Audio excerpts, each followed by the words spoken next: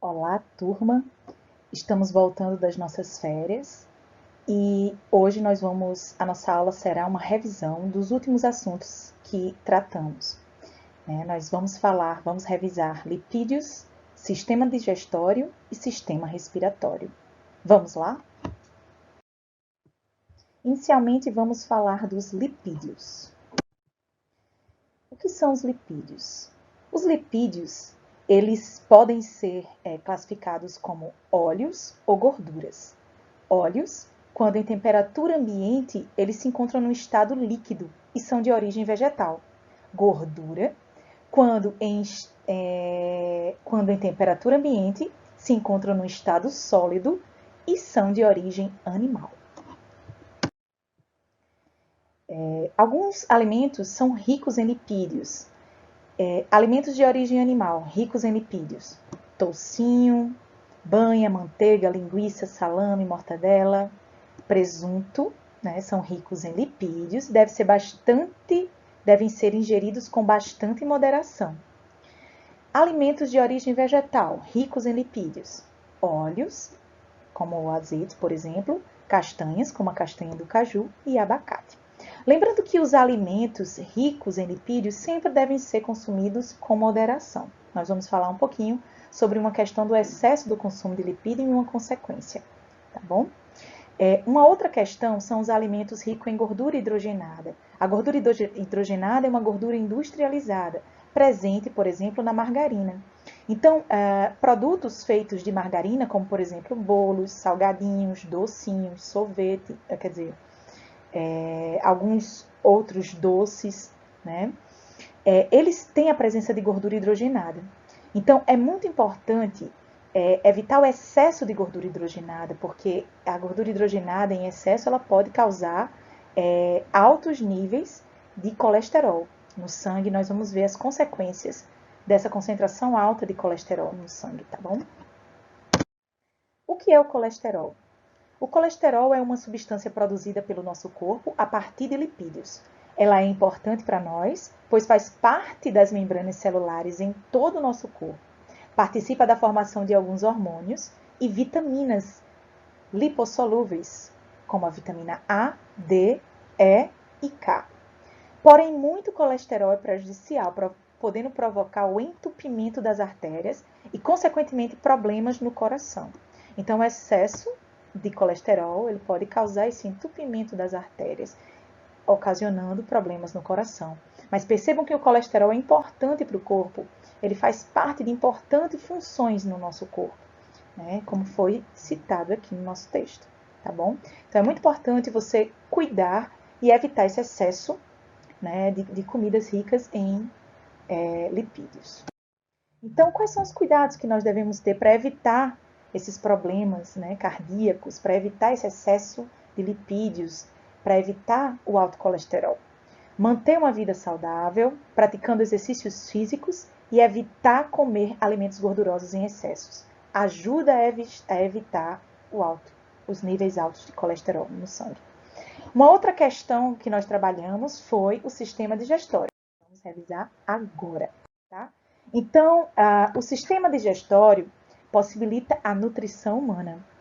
A nutrição consiste basicamente de 4 etapas, que envolve o aproveitamento pelo organismo dos nutrientes presentes no alimento. Quais são as etapas da nutrição? A ingestão do alimento, digestão, absorção e eliminação. Essas etapas aparecem no esquema ao lado. No esquema ao lado, a gente vê também os órgãos que fazem parte do sistema digestório. Quais são os órgãos? A boca, a faringe, o esôfago, o estômago, o intestino delgado, o intestino grosso e o ânus. Então, esses são os órgãos que compõem o sistema digestório. No processo de ingestão, existe uma questão interessante que envolve a epiglote. E nós vamos falar um pouquinho dessa estrutura. Por que a comida engolida não vai para os pulmões?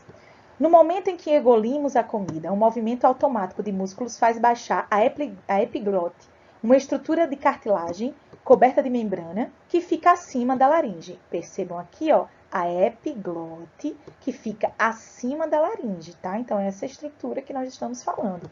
Quando a epiglote abaixa, ela fecha a entrada da laringe, pedindo o alimento de ir para os pulmões. Então, ó, isso aqui é o alimento.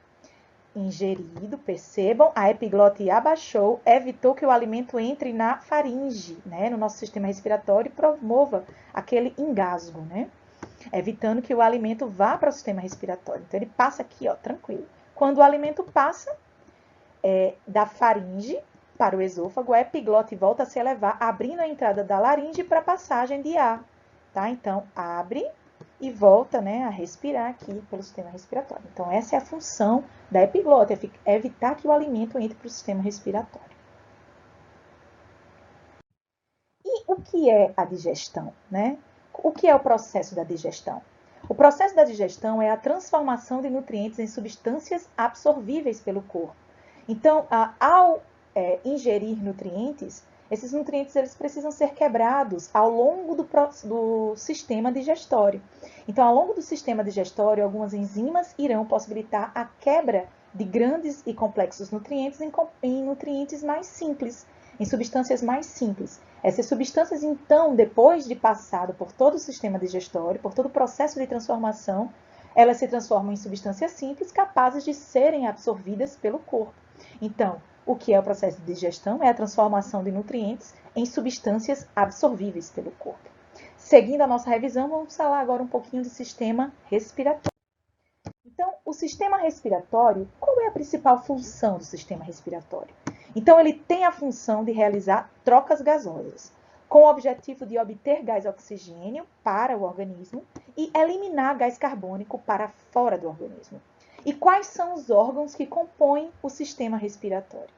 Então, nós temos a cavidade nasal, temos a faringe, a laringe, a traqueia, os brônquios, os bronquíolos e bem pequenininho aqui, os alvéolos, que aqui estão ampliada a imagem, tá? Então, esses são os órgãos que compõem o sistema respiratório. Para que o ar entre em nosso sistema respiratório e para que o ar saia, existem dois movimentos que envolvem músculos no nosso sistema respiratório. Então, os movimentos são o movimento de inspirar e movimento de expirar.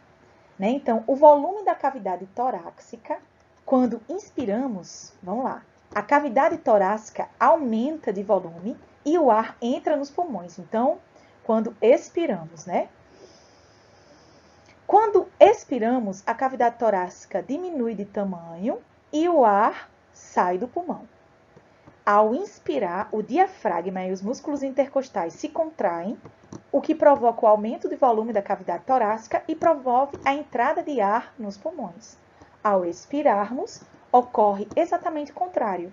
O diafragma e os músculos intercostais se relaxam, a cavidade torácica diminui o volume e ocorre saída de ar que está nos pulmões. Então, ao inspirar, ocorre a contração tanto do diafragma quanto dos intercostais e aumenta o volume da caixa torácica, da cavidade torácica, e o ar entra.